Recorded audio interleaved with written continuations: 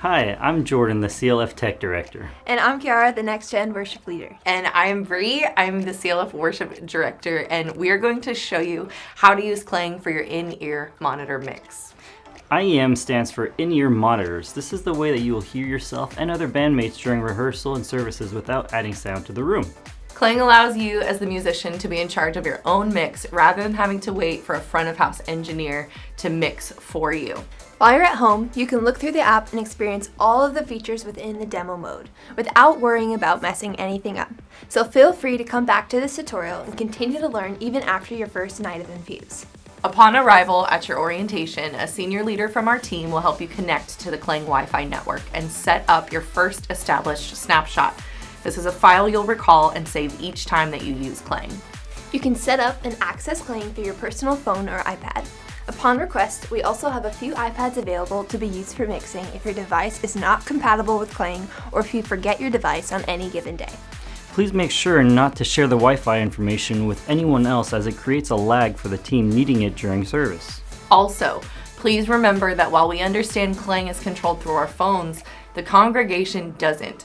Be mindful not to adjust your mix openly from the platform during a service. And while at rehearsal, your phone is for mixing purposes only. It's not for checking social media or texting and emails. At your initial setup, you will need to make sure to put your device into personal mode. To do this, hold down the config button on the bottom left of the screen for about 3 seconds and select personal from the menu. While in any other mode, you will be controlling other mixes, which we don't want. Each week you will be assigned a wireless pack for your IEMs. This pack has a label. It is critical that your Klang is connected to the correct pack. Make sure that the label on your pack matches what is displayed in the white bar on the top left corner of your device screen. You'll be able to control faders for each individual instrument and vocalists on our team. You can fully customize your mix with individual items like snare, tom 1, lead keys, click and guide, and other items in the faders section.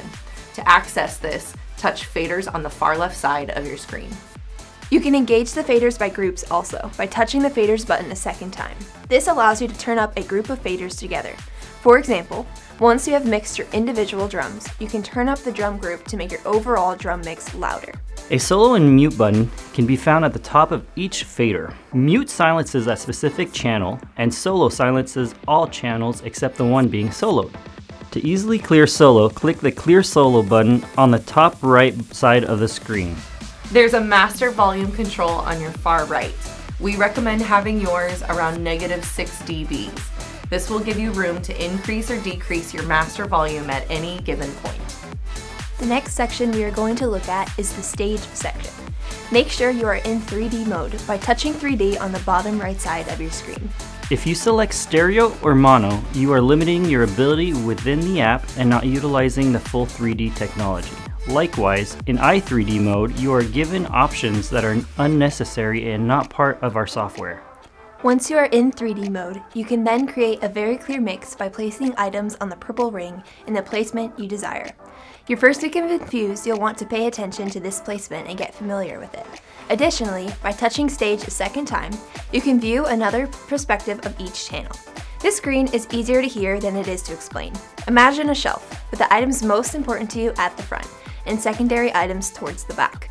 Place each band item towards the front or back of this virtual sound shelf for a clearer mix and to hear things in the order of your preference. Again, take time during Infuse to really adjust and discover what your preferences are. This screen helps clean up your mix tremendously when used correctly.